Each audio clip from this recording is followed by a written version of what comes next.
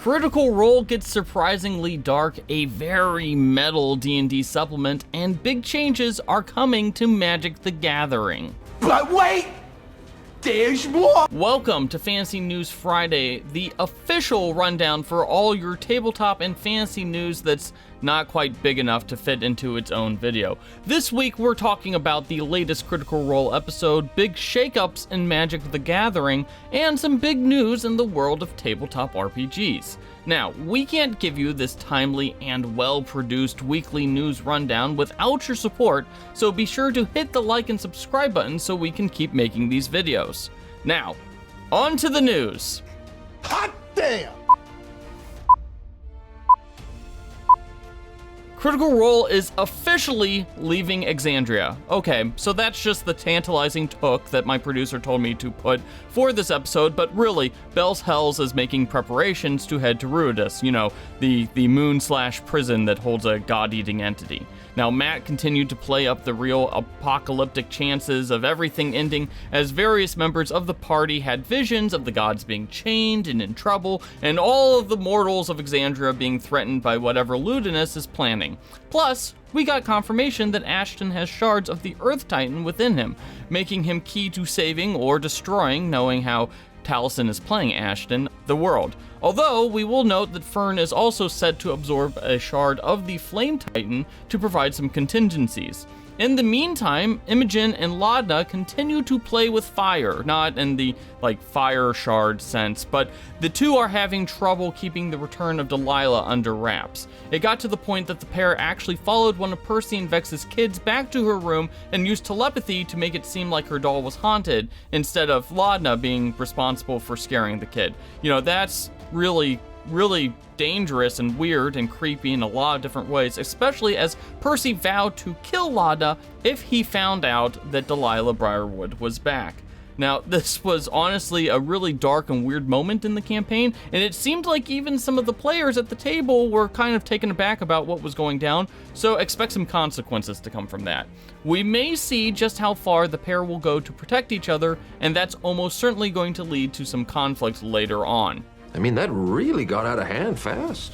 Now, Critical Role also finally got its animated intro for Bell's Hells. After nearly 80 episodes, Bell's Hells finally got its own dedicated animated opening sequence. Critical Role released a fun reacts video to the opening, so you can check that out with the cast reacting to each of the big character moments in the opening sequence. Of course, now that we've gotten our first official look at an animated Bell's Hells, it's time to talk about the elephant in the room, that is, Bell's Hells as an animated series. This campaign has been, well, weird to say the least, and there's going to be some obvious challenges when pitching it to Amazon as a standalone series. Not only is it filled with cameos from Vox Machina and the Mighty Nine, it also incorporates crossovers with the EXU series as well. However, it seems to set up the end of Exandria as we know it, so it would make sense to actually animate it. So the big question is whether it will be framed exclusively around Bell's Hells or as part of a wider crossover arc or series. Looks like we have ourselves a genuine conundrum. Dungeons & Dragons released what might be their most hardcore and metal supplement yet. This week, D&D Beyond released the Adventure Atlas, The Mortuary, a new digital-only supplement that dives into the Mortuary, the home of the Sigil faction, Heralds of Dust. This faction, previously known as the Dustmen for those of you who remember the original Planescape setting, is obsessed with death and is led by what is probably the second oldest being in Sigil, the Lich Fractal Skull.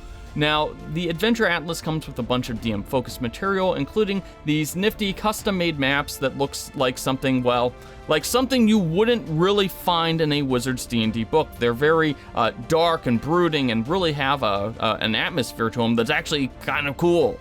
I know that folks have opinions about D&D Beyond exclusive material, but honestly, we're wondering why this material didn't somehow find its way into the Planescape book. Honestly, it's a lot cooler and a lot more in the spirit of Planescape than what you'd find in the Planescape box set, which conveniently is out this week. Oh, how convenient! Paizo is increasing the prices of its Pathfinder and Starfinder rulebooks starting in 2024. Most notably, hardcover books will be shifting its prices based on word count, with a 128-page book running $44.99 and two 304-page books running $79.99. Now, pocket editions will also be increasing in value, as will adventure paths. While these changes will go into effect starting as of April 2024, Paizo has noted that the upcoming Pathfinder Remastered core books will remain at the $59.99 price point for at least their first printing. That would be great. The TMNT RPG is coming back. Teenage Mutant Ninja Turtles and Other Strangeness is officially getting remastered by its original publisher, Palladium Books. This RPG actually predates the Saturday morning cartoon that propelled the Turtles into mainstream popularity. As such, the game is a lot edgier than what you'd expect from the Turtles, as it drew from the original source material, which were satirical takes on things like The Dark Knight Returns and Daredevil.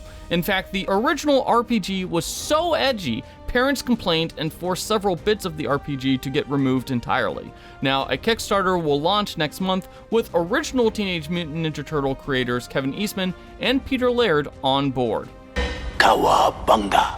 The D&D Adventures channel officially launches in November on Freevee and Plex. Now, details about this channel are still coming out, but we do know that its flagship show, Encounter Party, has officially announced that it will be releasing a 22-episode first season, which in actuality is the second season, with 1-hour episodes. Expect more details about the D&D Adventures channel to be announced very soon, and hey, maybe keep an eye on this channel for some Encounter Party material in the not-too-distant future. Don't tease me.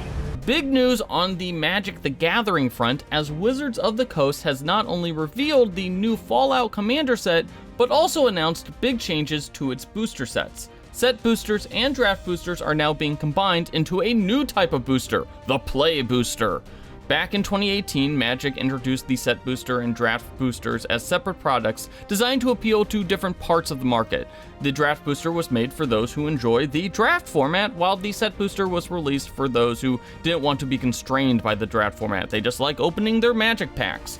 It turns out that the set booster was a way more popular product, and there were issues with retailers needing to choose between the two products. So, the Play Booster will combine the two set formats together, with each booster having 15 cards with 11 guaranteed slots, 6 commons, 3 uncommons, 1 rare and 1 land, and 3 wild card slots, and along with an art card or token slot. Now, because of the change, expect prices to go up, because the Play Boosters will be priced the same as the set boosters, which were more expensive than the draft boosters. I have said boosters so many times in that segment, so I'm just gonna keep on moving ahead. Dude, I hate repeats. And finally, another tabletop RPG Kickstarter has cracked the $1 million mark. The folks over at Legends of Evantris have raised nearly $2.5 million for The Crooked Moon, a new folk horror focused 5e supplement. The new book draws inspiration from legendary horror films and Halloween aesthetics to bring a ton of new subclasses, races, monsters, and a new curse system to life. Conveniently, this Kickstarter will run till just after Halloween, so be sure to check it out. We will note that this is another sign of actual play shows making big money off of releasing 5e supplements, because Legends of Evantris is actually an actual play show that seems to have a pretty dedicated fan base based on the fact that they just raised $2.5 million for a book. Anyways, what was your biggest news story of the week? Let us know in the comment sections, and once again, don't forget to hit those like and subscribe buttons.